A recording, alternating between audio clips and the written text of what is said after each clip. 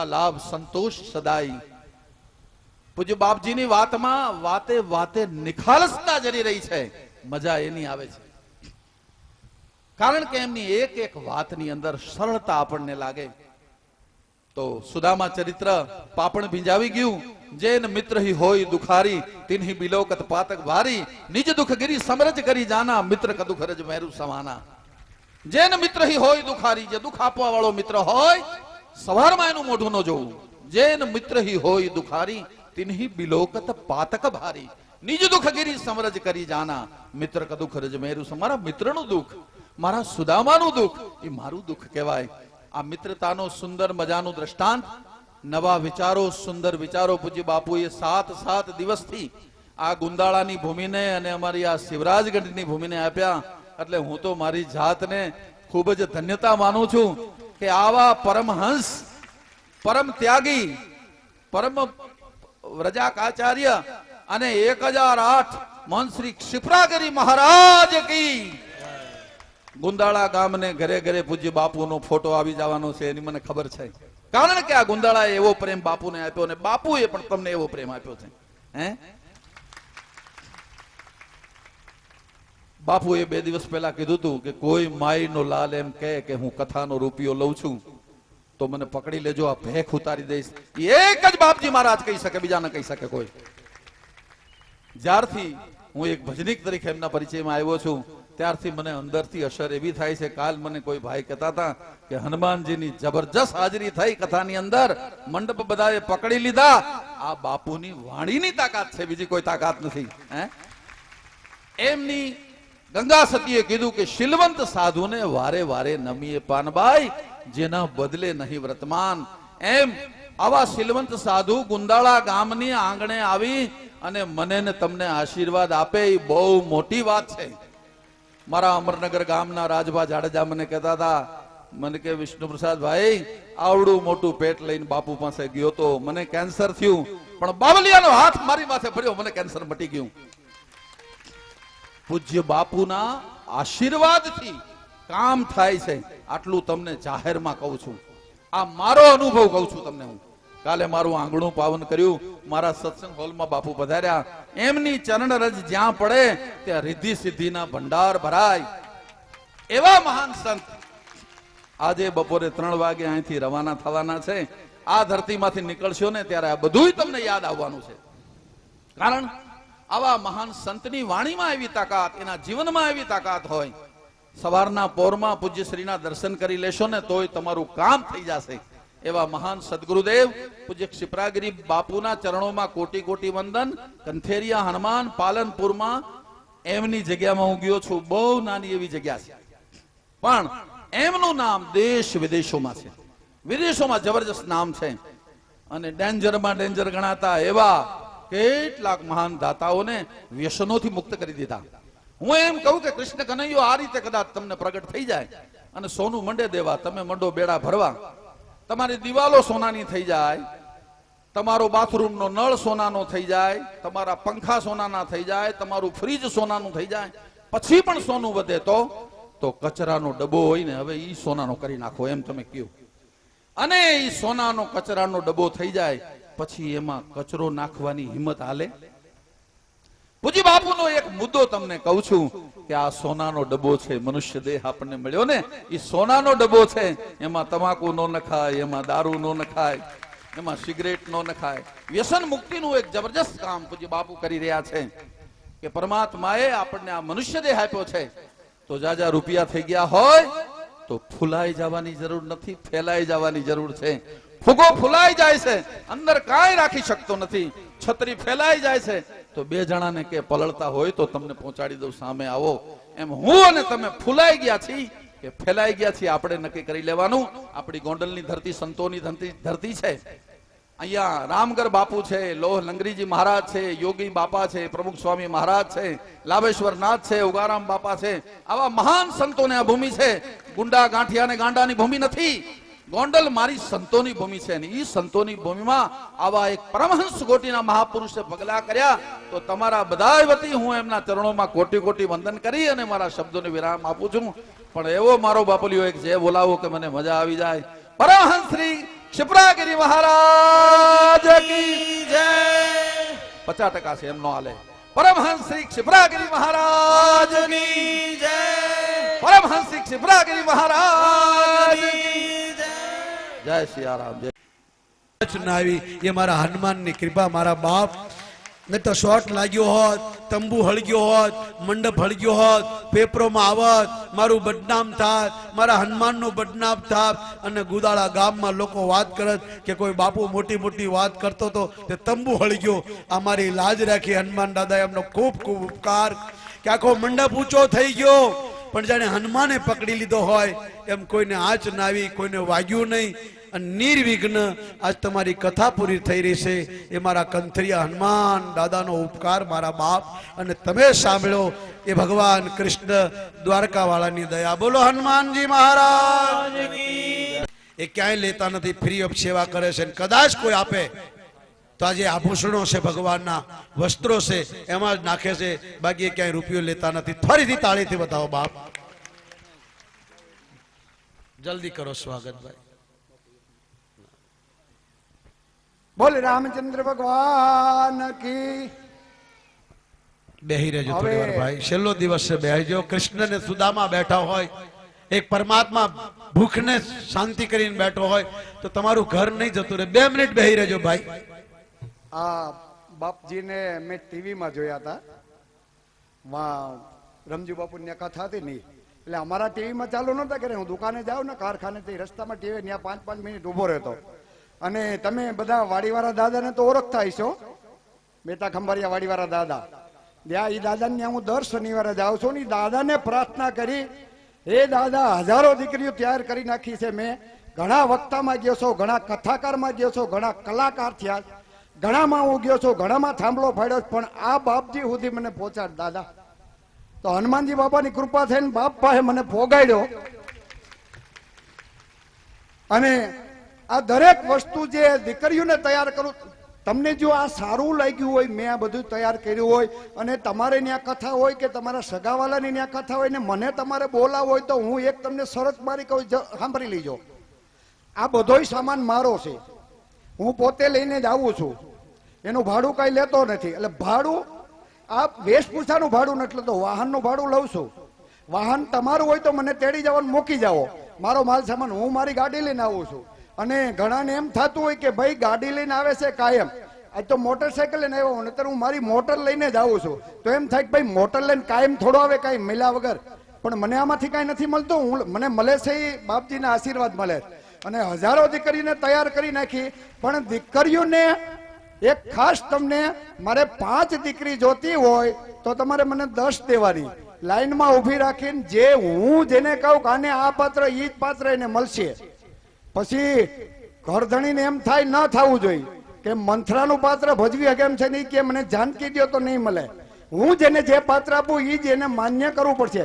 બાપુ હમણાં હું આમ જસ્તની ઓલી તો ગયો તો ને, બે બેનું આવીને મને ઘસકાવી લીધો, કેમ નથી શણગારતો, અમારી દીકરીને જ પહેરાય. કા બીજા બેન આવ્યા, ભાઈ મંડપ સર્વિસ વાળો નથી, ભાડે નથી આવ્યો, સેવા કરવા આવ્યો. એટલે વહી ગયા બેન, સમજી ગયા. પછી તો આ રીતે તમે જે કહેશો એ બાપુ હજી એક કડી બોલે ને, એક તાઈ માતાજી કે દેવો હાજર થઈ જાય. પછી આમાં હું કઈ લેતો નથી, એ છતાંય મને કઈ આપે. બાપુએ મને પૈસા અપાવ્યા અહીંથી, ક્યાં અપાય હું તમને કહું. જે અમારા ઓલા વામન ભગવાન હતા નાના નાના 2 કમ્પ્યુટર ભરી દીધા, 2 કમ્પ્યુટર ભરી દીધા. એટલે બાપુએ કીધું કે એ પૈસા તમે આ દીકરીઓની વેશભૂષામાં નાખી દીજો. એ પૈસા મેં વેશભૂષામાં નાખ્યા. એ પૈસા મેં ત્યાં ઘેરે જઈને ગણ્યા એટલે 6008 રૂપિયા થયા. હવે 6008 રૂપિયામાંથી જમણો હાથ પોથી માથે મૂકીને કહું છું, આમાંથી 1 રૂપિયો મને ખપતો નથી. બોલે વાડીવાળા દાદાની, વાડીવાળા દાદાની જય ન બોલે ની માના. બોલે વાડીવાળા દાદાની. 7 દિવસ તમને સુર સોંપાયો, તમને નચાવ્યા અને એનું સ્વાગત ન કરીએ તો ઈશ્વર રાજી ન થાય. પાછા સાધુ છે આ બધા, સંતો છે. હું તો બનાવટી સાધુ છું, અસલી સાધુ તો આ સંગીત વાળા ભાઈઓ છે. તમે સમજતા નહીં, તબલા વાળો કોઈ પટેલ કે નાય ચબાર છે. આ બધા વૈષ્ણવ સંતો છે, એને તાળીથી વધાવો મારા બાપ. જય જે શ્રી રામ. ગામમાં રામાનંદી અને અતિત સાધુ હોય એ ગામ કદી બે પાંદડે ન થાય. માટે ભાઈઓ, તમારા ગામમાં કોઈ રામાનંદી સંત, અતિત સંત, બ્રાહ્મણ હોય એનું તમે થોડું ધ્યાન રાખજો. મારી તમને પ્રાર્થના છે મારા બાપ. બધાય તાળીઓથી વધાવો. આ સંગીત વાળા સંતો છે, રામાનંદી વૈષ્ણવ સાધુ છે, સાઉન્ડ વાળા વૈષ્ણવ સાધુ છે, આ વિડીયો ઉતારે વૈષ્ણવ સાધુ છે. બધાય સાધુ જ ભેગા ત્યાં બાપુ બાપુ ને બાપુ તમને શું આપું. જય શ્રી રામ. અમારે ગોપાલભાઈ હરિયાણી હાર્મોનિયમ વાળા, એમનું સ્વાગત કરશે રસિકભાઈ હારથી, ફૂલ હારથી, સાલથી અને કવરથી. એના બદલે કિશોરભાઈ અહીંયા છે, એ સ્વીકારશે. સંગીત વાળાને તાળીઓથી વધાવતા રહેજો મારા બાપ. બે તાળી પાડો મારા વાલા. રોટલા માટે તો બહુ પાડો છો, માણા માટે પાડો બાપ. જય હો જય. ત્યાર પછી મહિપતભાઈ હરિયાણી તબલા વાદક, એમને પણ હાર, છાલ અને કવરથી રસિકભાઈ સન્માન કરશે. જોરદાર તાળીઓથી વધાવો. જય હો જય હો. ત્યાર પછી પ્રફુલભાઈ હરિયાણી બેનજો વાદક, જોરદાર તાળીઓથી વધાવો. એમનું પણ હારથી, સાલથી અને કવર આપી સન્માન કરશે રસિકભાઈ. ખૂબ આનંદ કરાવો. બેનજા વાળા ભાઈ તાળીઓથી જોરથી વધાવો બાપ.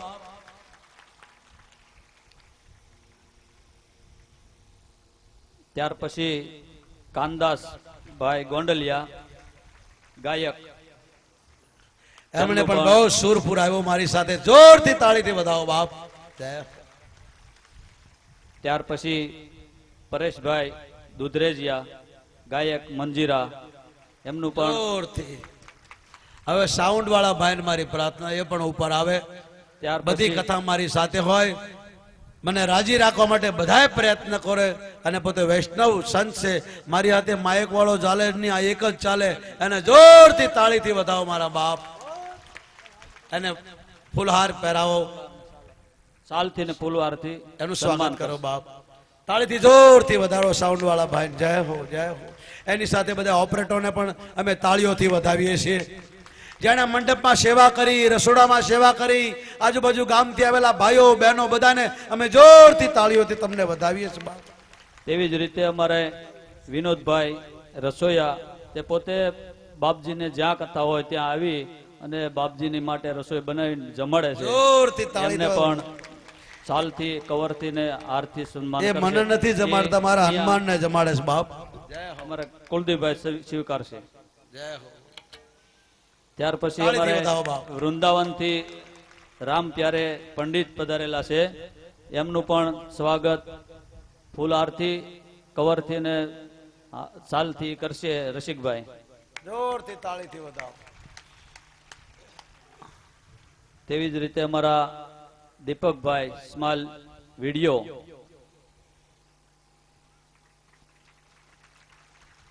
એમનું સન્માન સાલથી ને હારથી રસિકભાઈ કરશે. રસિકભાઈ પોતે કરશે દીપકભાઈ નું સ્વાગત.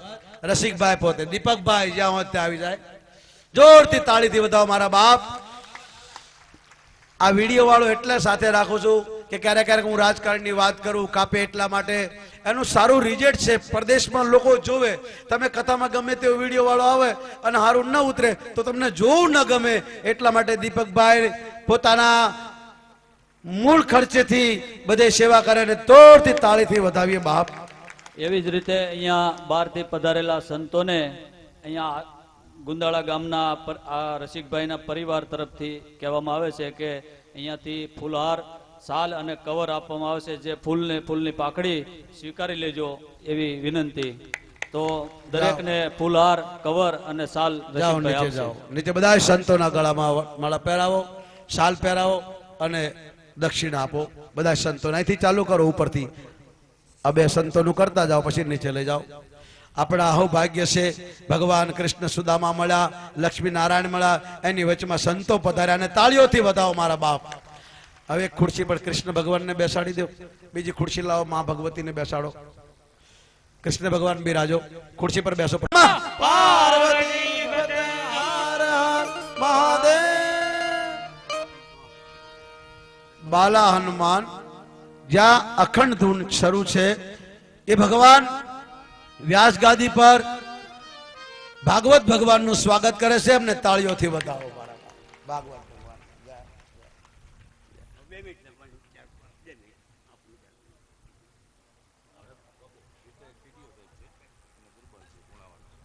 પોતે ટીડીઓ સાહેબ છે, પોતે દરબાર છે. એક વાર તાળીથી વધાવો મારા બાપ.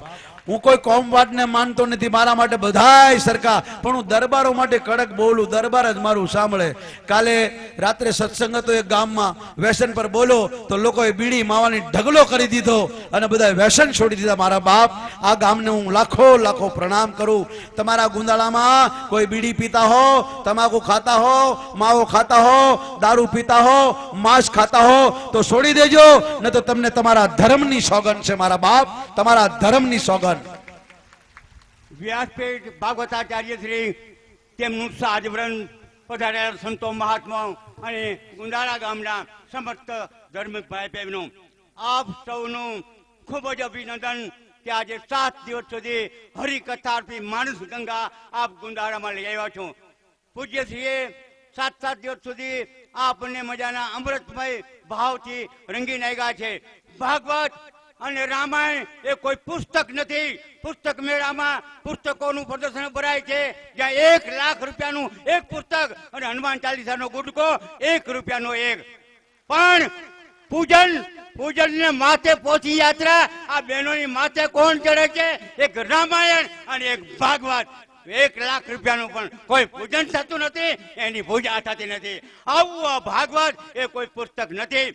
ભાગવત કથા એ મારી ને તમારી એક આરસી છે કે હું ને તમે ક્યાં ઊભા થઈ. મીરાએ 11 વર્ષની ઉંમરે, પ્રહલાદે 9 વર્ષની ઉંમરે અને ધ્રુવે 5 વર્ષની ઉંમરે જો પરમાત્માની પ્રાપ્તિ કરી લીધી હોય તો હું ને તમે ક્યાં ઊભા થઈ એ ભાગવત રૂપી હરીશો 7 દિવસની અંદર આપણને શીખવાડે છે. ભાગવત જે છે એ આધ્યાત્મિક નોરવેલ છે.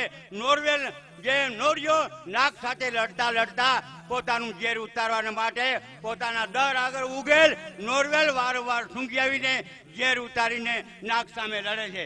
એમ ભાગવત કથા જે છે મને સંસાર રૂપી આપણને રોજ કામ, ક્રોધ, લોભ, મદ, મચ્છર રૂપી